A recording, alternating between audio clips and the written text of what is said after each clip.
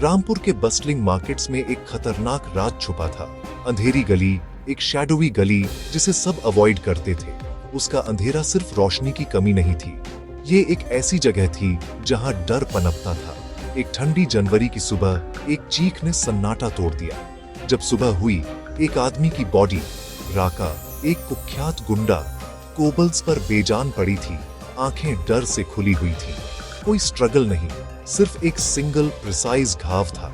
लेकिन जिस चीज ने पुलिस को सच में डरा दिया, वो दीवार पर बना सिंबल था। एक क्रूड मॉकिंग हंसता हुआ चेहरा जो काले रंग से पेंट किया गया था। ये कोई ऑर्डिनरी मर्डर नहीं था, ये एक मैसेज था। स्माइलिंग फेस किलर की खबर आग की तरह फैल गई। वो सिंबल रामपुर के सपनों में हॉन्टिंग हो गया। क्या किलर अपने विक्टिम का या पुलिस का मजाक उड़ा रहा था? वो गली जिसे कभी भुला दिया गया था, अब एक ग्रूसम प्ले का स्टेज बन गई थी। शहर एक नाइटमेयर के साथ जागा और पहला एक्ट अभी अभी खत्म हुआ था। अंधेरी गली के सन्नाटे ने अपना पहला विक्टिम ले लिया था। किलर का सिग्नेचर एक टॉन्ट था। शहर को उसे पकड़ने के लिए डेयरिंग कर रहा था। और इस तरह स्माइलिंग फेस किलर की लेजेंड शुरू हुई। रामपुर में पैनिक फैल गया क्योंकि वो हंसता हुआ चेहरा टेरर का सिंबल बन गया था। दुकानें जल्दी बंद हो गईं। पड़ोसी एक दूसरे को शक की निगाह से देखने लगे और डर ने सड़कों को जकड़ लिया। पुलिस को इमेंस प्रेशर में होने के बावजूद कोई एविडेंस नहीं मिला। न कोई हथियार, न कोई फिंगरप्रिंट्स, न कोई विटनेसेस, सिर्फ बॉडी और वो मॉकिंग स्माइल बची थी। दिन बीत गए, लीड्स ठंडी पड़ गईं और किलर अनटचेबल लग रहा था। फिर उसी गली में एक दूसरी बॉडी मिली, सेठ सोहन लाल, एक करप्ट मनी लेंडर। एक और हंसता हुआ चेहरा पहले वाले के साथ जुड़ गया।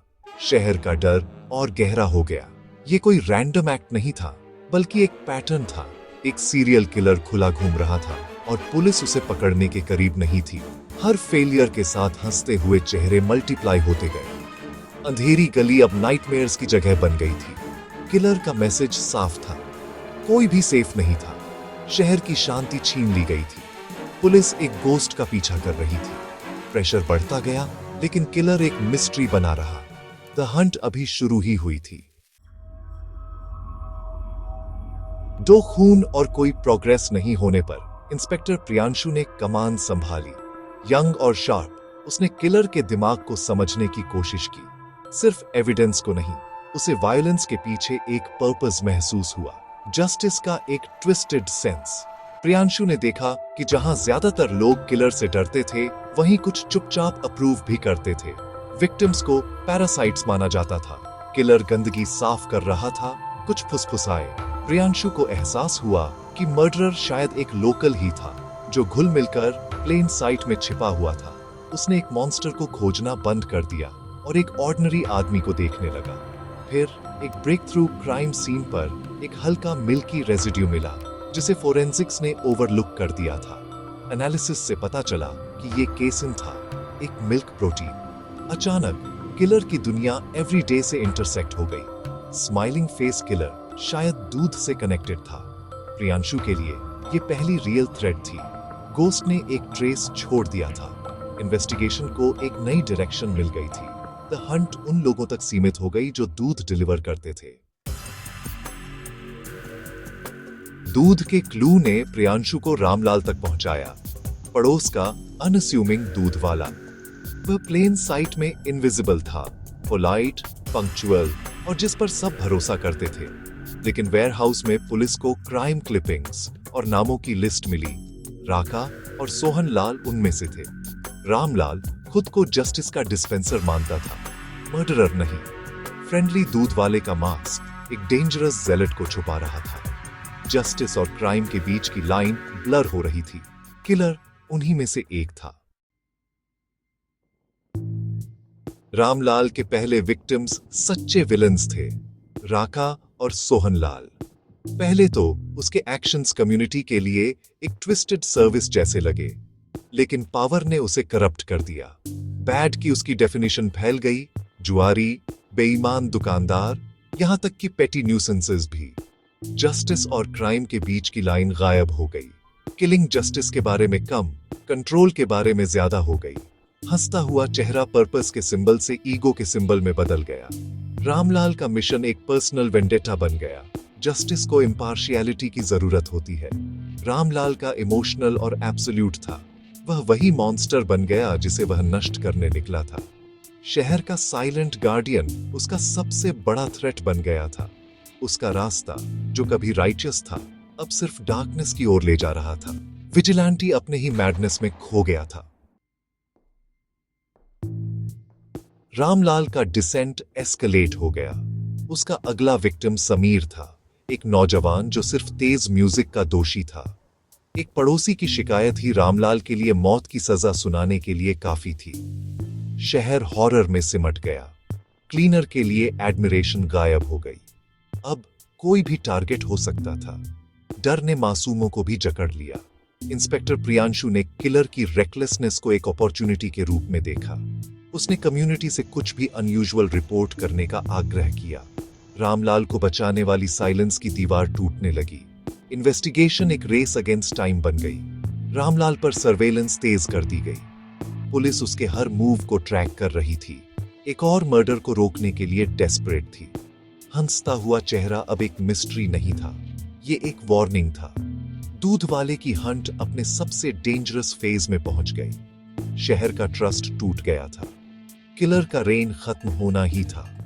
फाइनल कॉन्फ्रंटेशन करीब था। प्रियांशु ने रामलाल का अगला टारगेट पहचाना, मिस्टर वर्मा, एक रिटायर्ड टीचर जिनकी उससे बहस हुई थी। पुलिस ने एक ट्रैप बिछाया। वर्मा को अंधेरी गली में बेट के रूप में इस्तेमाल किया। रात टेंस थी। टीम शैडोज में छिपी हुई थी। रामलाल आया। वर्मा को एक फेमिलियर स्माइल के साथ गली में लूरिंग कर रहा था। जैसे ही उसने अपना हथियार निकालने के लिए हाथ बढ़ाया, प्रियांशु के कमांड ने सन्नाटा तोड़ दिया। Police, freeze! फ्लडलाइट्स चमके। केओस फैल गया। रामलाल वर्मा पर झपटा। हाथ में चाकू था। प्रियांशु ने गोली चलाई। रामलाल को कंधे में घायल कर दिया। किलर गिर पड़ा। चाकू जमीन पर खटक गया। ऑफिसर्स टूट पड़े। स्माइलिंग फेस किलर का रेन खत्म हो गया। अंधेरी गली का गोस्ट अनमास्क्ड हो गया। धमाके से नहीं, बल्कि एक विम्पर्स से। शहर का नाइटमेयर खत्म हो गया था। गली का सन्नाटा जस्टिस से टूट गया था। रामलाल का मास्क गिर गया था। लेजेंड हार में खत्म हुई। शहर आखिरकार सांस ले सका। डार्कनेस को बाहर निकाल दिया गया था, लेकिन स्कार्स बने रहेंगे। रामलाल की गिरफ्तारी से पड़ोस स्टन्ड रह गया।